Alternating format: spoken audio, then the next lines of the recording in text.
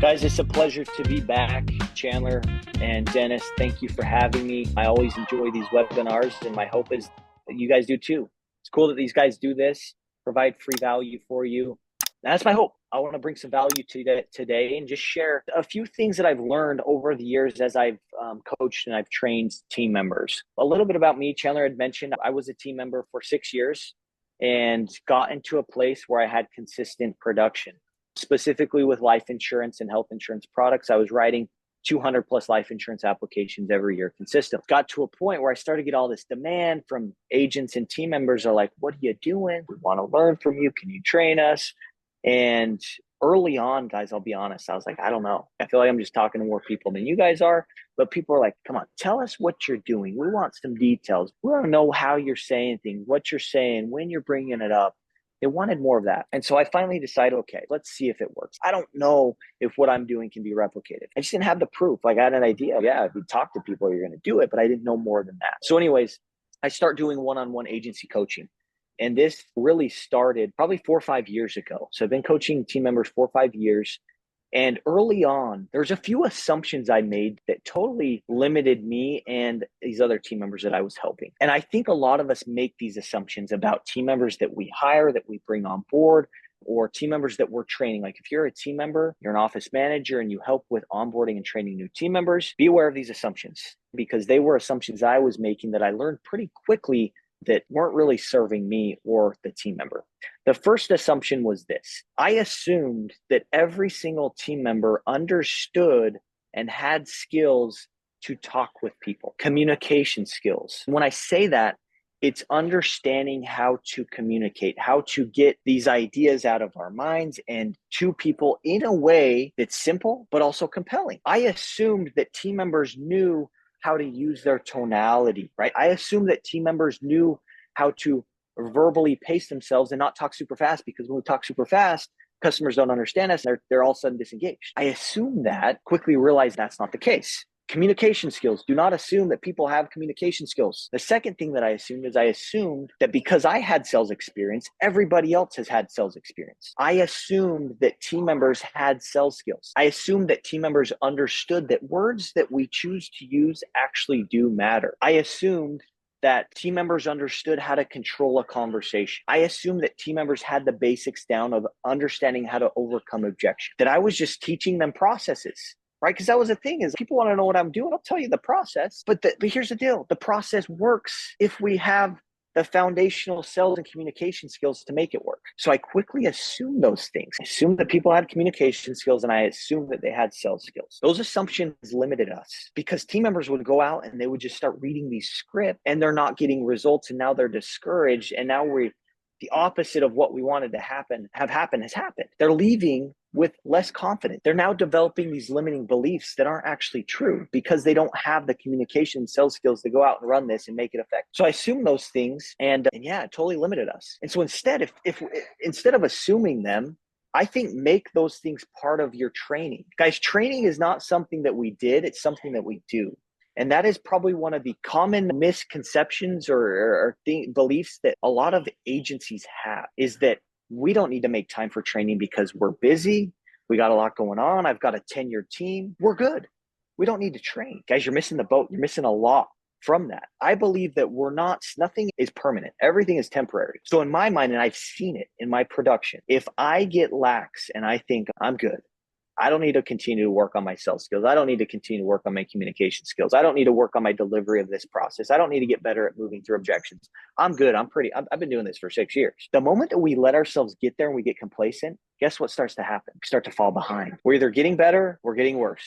We don't stay. Nothing is permanent. So training is something that we do. It's not something that we did. I think that ultimately, if you take away anything, like, if you're not training, start training. And if you're training, but your training's not effective, outsource your training. There's plenty of companies that crush it. Find one that fits you and allow them to help with your training.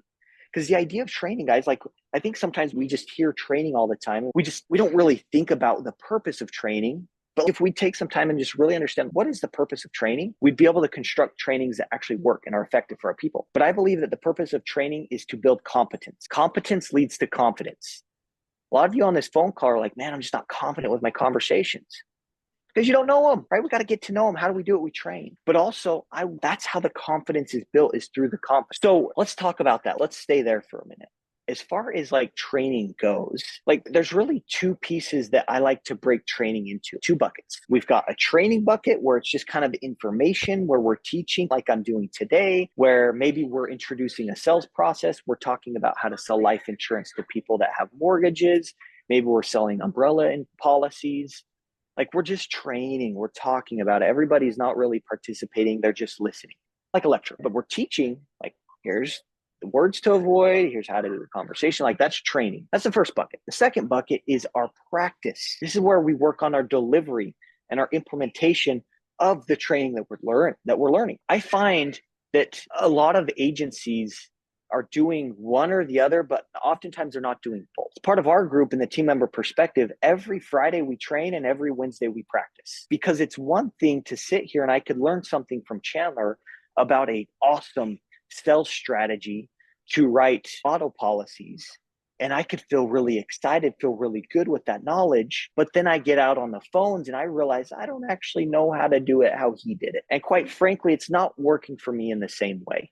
Even though we trained on it, he taught me on it, because there's not the added piece of the practice and implementation. The team members aren't able to have this confidence that they know what they're doing and they know how to do it because they actually haven't done it other than listened to it and thought about it. But it's one thing to listen to it and feel good, but it's another to listen to it, feel good, and then go out and actually make it happen. And I find that a big issue with this industry is we really are always looking for that next idea that's going to change everything, that silver bullet that once we get that, everything's changed forever. And we double down on this training and we start evolving in training, but we're not practicing, we're not implementing, right? We get really excited with all this knowledge. And I don't know about you guys, but knowledge for me feels good. I'm like, this is awesome. I'm feeling really good. But then if you're not implementing it, it doesn't do you any good. All you're doing is you're just thinking about what you could do instead of actually going and doing what you know you can do, right?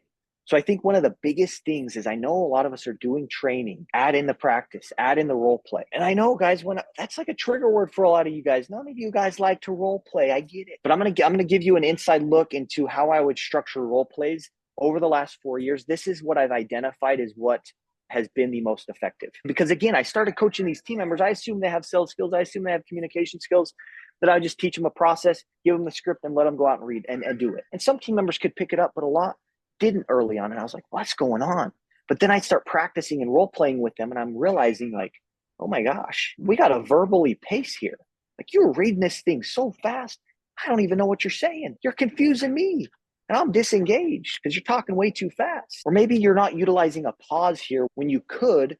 And if you did utilize a pause there, it gets the customer to really think about that a little bit more. I didn't know that's what these team members needed until I practiced, until I role play. So that's why it's important. But here's what I realized. I start doing more practice in role plays. And for a while there in our group, we would bring like these scenarios where Dennis is calling in to add his vehicle that has a loan on it. Talk to Dennis about a life policy to pay his loan off. And I'd bring that scenario and I'd say, here are Dennis's policies.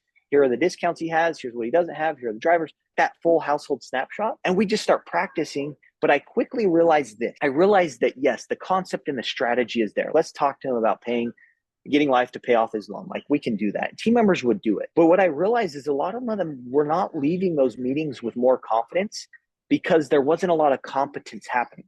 They didn't know what to say next. They didn't have a sales process for their mind where it's, I'm going to do this, then this, which is going to lead to that. They didn't have that sales process in place. And number one, if you don't have sales processes in your agency, create them, right? And if you don't feel comfortable or confident creating them, outsource it, right? There's plenty of people that have great sales processes that work. And that's what part of what we do in our group, right? But when we have these sales processes, the next piece, and these are the two pieces to role play. The first one is just work on your delivery with no complexity. Like just help our team members get the delivery down without giving them objections.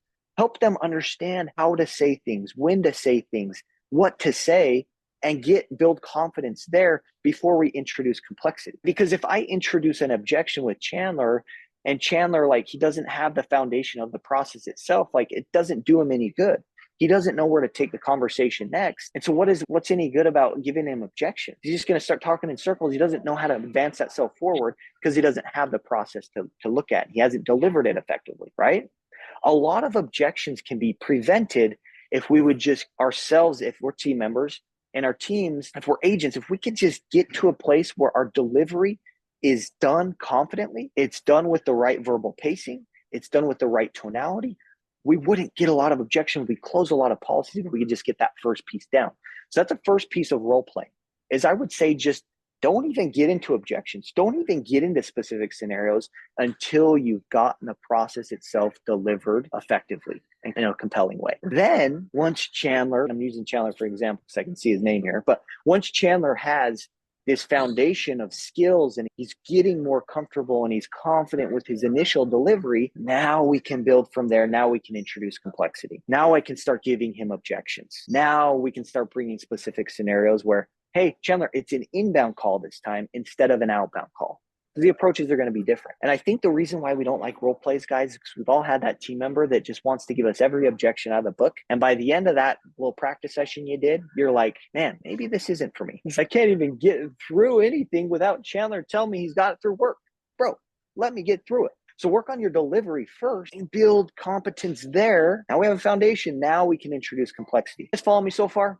Yeah, you can chat if you have questions or if there's anything that I can help answer. So in our trainings, right?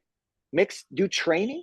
Like we need to train, but we also need to practice. And the practice is what most agencies aren't doing. And if you feel like you want your team to plug into a group that does it weekly, reach out to us. That's what we do. It's been a blast. But let's talk about training for a minute. This is probably happening in a lot of agencies. If it's not, my hope is that you start, right? Training isn't something we did. It's something that we do. I believe we need to be reminded more than we need to be taught, right? It's not that your team members don't know how to sell life insurance or don't know how to use, for example, a stairs and buckets, Randy Thompson's great tool. It's not that we don't know how to use it. It's just that maybe we forgot. That was the case for me as I was running with Randy's stairs and buckets. I was writing more life premium than I ever had. But guess what happened? I stopped using it. Why? I forgot. It just wasn't kept top of mind. So that's what I mean. We need to be reminded more than we need to be taught. I'm going to get into what I feel like every sales training meeting should include as far as elements to give an outline that I've learned here in a minute. But I want to talk about training first. I feel like in this industry, guys, we focus so much on product training. We want to know everything about every policy, every endorsement, every exclusion, and we frame it in our minds that up until we do know that, we can't go out and have compelling conversation. We focus way too much on product training. I believe, let's just simplify it here. As long as we know what the product does for our customers, we can sell it. And let's talk about the nature of the industry that we're in. Insurance is pretty complex. Do you guys agree? I mean, think back to before you guys got into insurance. I want you to think about, did you understand your liability coverages on your car insurance policy? Did you know what those coverages did for you and why they're important? I'm thinking back to when I was in college, my mom kicked me off her car insurance, which sucked, right? I was like, it's time to grow up now. And anyways, I didn't know what the heck it was.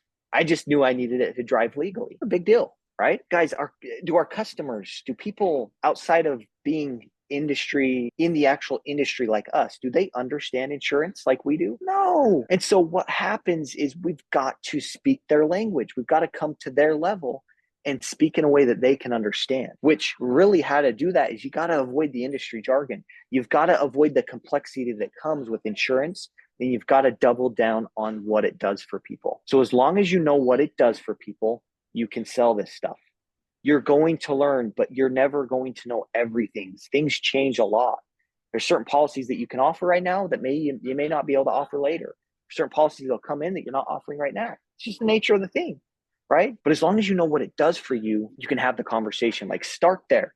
I'm not saying product knowledge is not important, because it is to a degree, right? But I think instead of focusing so much on product knowledge, why are we not focusing on prospect training? Instead of product training, why not prospect training? And what I mean by that is this. I feel that the better that you can get at understanding your prospect, your customer, understand what's going on in their mind and how they're thinking about certain things, how they're handling certain things, how they're feeling with certain things. The more that you can understand them better, the better you will be selling insurance. Spend more time on understanding your prospect and what they're thinking about in their life and their challenges and what's going well for them in their life, so you can speak to them what matters to them, right? For example, here's an example of what this looks like on a day-to-day basis, right? So I've got two kids. I've got a 4.5-year-old and then a 4-month-old. But I'm just thinking, in how many years will this be? In 11 years, my son's going to have his driver's license. I'm trying to think, like, how am I going to think? What am I going to be thinking about then? And how am I going to feel when Griff gets his driver's license, right? You've got customers that are calling your office every month with people like they're adding their young drivers that just got their licenses. Let's talk about what's going on in their minds. They just got their 16-year-old that's getting a license. Their 16-year-old has never driven, really. They don't have a lot of experience. I'm probably going to be a little nervous for Griff on the road. I'm going to be a little stressed out. But also, the insurance company's biggest risk are its youthful drivers, it's young drivers, the inexperience there. Right? That's a big risk. So they're also really expensive. Our customers are thinking they're going to be really expensive because they are. Isn't it helpful to know that they're a little worried about their child getting their driver's license and that they're really expensive? Don't you want to know that when they do call in so you can speak to them? Just those two things alone really give you a lot of advantages in having a good, compelling conversation that's tailored to them around life insurance. Look, the leading cause of death with teenagers is auto accidents. It's a fact. Because of that, a lot of our customers like to do a life insurance policy for their young drivers, right? It makes sense for people, but it's understanding the prospect and what's going on in their minds that make that work. Another example, I want each of you, if you have financed a vehicle at some point in your life, to go back with me in your mind to when you financed that last vehicle. My wife and I, it was just recently. We traded her car in. She brings one home. I'm working in the basement. She comes down. She, hey, come check this out. She had drove home a car and it's sitting in our driveway. And she's like, I love this thing. And we briefly talked about getting an upgrade for, now we've got two kids. We're looking for some bucket seats, something a little bit more family friendly, going dad mode. And so she comes down, we go up and we look at the car and I sit and we're looking at the leather, like all the options. It smells good. I'm like, spring's pretty sweet. So yeah, let's go on a drive. So she starts driving and she's like selling me on it. I'm like, all right, let me drive it. So I drive it. I'm like, this thing's pretty freaking sweet. Like, we're getting excited. We're visualizing ourselves getting this car. So we go back to the dealership. We go to our salesperson and it progresses and we get down to the finance person.